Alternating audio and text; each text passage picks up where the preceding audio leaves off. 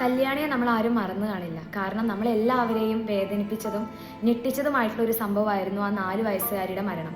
അപ്പോൾ ഈ ഒരു ന്യൂസിൻ്റെ ഡീറ്റെയിൽഡ് ആയിട്ടുള്ള കാര്യങ്ങളിലോട്ട് ഞാൻ കിടക്കുന്നില്ല. പക്ഷെ ഇതിൽ എല്ലാവരും ശ്രദ്ധിക്കേണ്ട ഒരു ഇമ്പോർട്ടൻ്റ് ആയിട്ടുള്ള ഒരു കാര്യമുണ്ട്. ആ കുഞ്ഞ് മരിക്കുന്നതിൻ്റെ 20 മണിക്കൂർ മുന്നേ അതിക്രൂരമായിട്ട് പീഡിപ്പിക്കപ്പെട്ടിട്ടുണ്ടായിരുന്നു. അപ്പോൾ ഈ കുഞ്ഞ് സ്വന്തം ബന്ധുവിൻ്റെ കയ്യിൽ നിന്നായിരുന്നു ഇത് നേരിട്ടിട്ടുണ്ടായിരുന്നത്.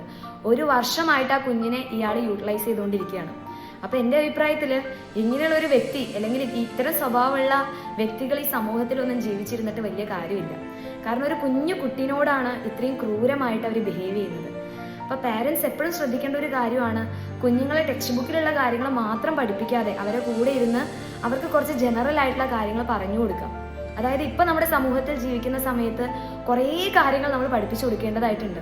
ഫസ്റ്റ് വണ്ണാണ്, ഒരാൾ സെക്ഷലി ഒരു കുഞ്ഞിനെ അപ്രോച്ച് ചെയ്യുകയാണെങ്കിൽ എവിടെയൊക്കെയാണ് നോ പറയേണ്ടത്, ഒരാൾ ആ കുഞ്ഞിനെ ഏത് രീതിയിലാണ് ടച്ച് ചെയ്യുന്നത്, അത് ആ കുഞ്ഞിന് മനസ്സിലാക്കാൻ വേണ്ടി പറ്റണം. അപ്പോൾ അതിന് വേണ്ടിയിട്ടുള്ള ബേസിക് ആയിട്ടുള്ള കാര്യങ്ങൾ പാരൻസിനെ പറഞ്ഞു കൊടുക്കാൻ വേണ്ടി പറ്റുള്ളൂ. കാരണം ഒരു കുഞ്ഞിൻ്റെ നല്ല സ്വഭാവമായാലും ചീത്ത സ്വഭാവമായി കഴിഞ്ഞാലും ആദ്യം ബിൽഡ് ചെയ്യുന്നത് പാരൻസ്, ഫാമിലിയുടെ അടുത്ത് നിന്നിട്ടാണ്. അപ്പോൾ പാരൻസ് ഈ ഒരു പ്രായത്തിൽ കുഞ്ഞുങ്ങളോട് എന്താണോ പറയുന്നത് അത് അവരെന്തായാലും കേൾക്കും. ഇപ്പോൾ ആണെങ്കിൽ നമ്മുടെ സ്കൂൾസിൽ ആദ്യത്തെ ഒരു 1.5 ആഴ്ച കുട്ടികൾക്ക് വേണ്ടിയിട്ട് ഇങ്ങനെയുള്ള എഡ്യൂക്കേഷൻ പ്രൊവൈഡ് ചെയ്യുന്നുണ്ട്. അത് വളരെ നല്ലൊരു കാര്യമാണ്.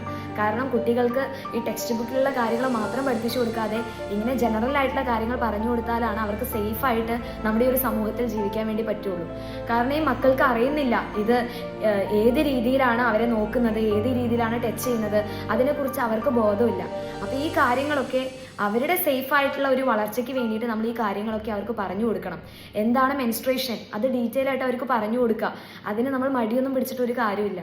അപ്പോൾ ഈ ഒരു സൊസൈറ്റിയിൽ, നമ്മുടെ ഈ ഒരു സമൂഹത്തിൽ അവർക്ക് നല്ല ഹാപ്പി ആയിട്ട് വളരെ സേഫായിട്ട് ജീവിക്കണമെങ്കിൽ ഇങ്ങനെയുള്ള കാര്യങ്ങളൊക്കെ നമ്മൾ അവർക്ക് പറഞ്ഞു കൊടുക്കുക. എവിടേക്കാണ് നോ പറയേണ്ടത് ആ സന്ദർഭങ്ങൾ അവർക്ക് മനസ്സിലാക്കി കൊടുക്കുക.